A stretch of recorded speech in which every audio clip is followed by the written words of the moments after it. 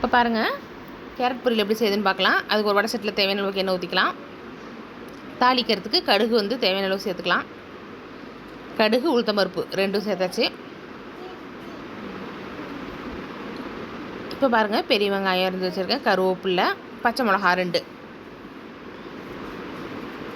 கடுகு வெடித்தோடனே வெங்காயம், கருவேப்பிலை, பச்சை மிளகா போட்டு வதக்கிடலாம்.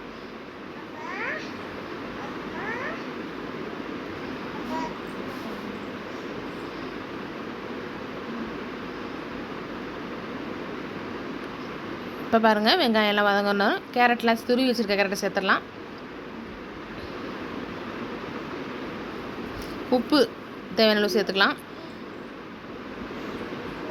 தண்ணி காய் வேகிறதுக்கு தகுந்த அளவுக்கு ஊற்றிக்கலாம். கொஞ்சமாக ஊற்றினா போதும், ஒரு 4 ஸ்பூன் அப்படி இருந்தால் போதும், ஏன்னா சீக்கிரம் வெந்துடும். இப்போ பாருங்கள், தண்ணியில் இஞ்சிட்டோம்.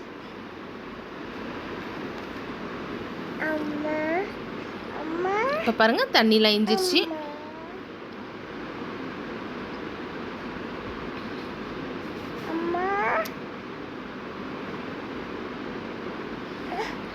தேங்காய் வந்து பீஸ் போட்டு வச்சுருக்குறோம் மிக்ஸி ஜாரில், அதை பூவாக திருவிக்கலாம் நம்ம.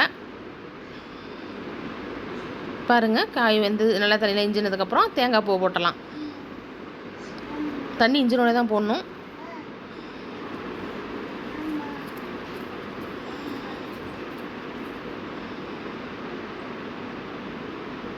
பாருங்கள், தேங்காய் பூ சேர்த்தாச்சு.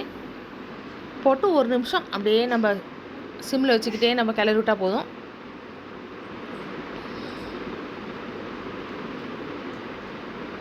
நல்லா டேஸ்ட்டான கேரட் பொரியல், சாம்பார் சாதம், ரசம் சாதம், தயிர் சாதம் எல்லாத்துக்கும் சூப்பராக இருக்கும்.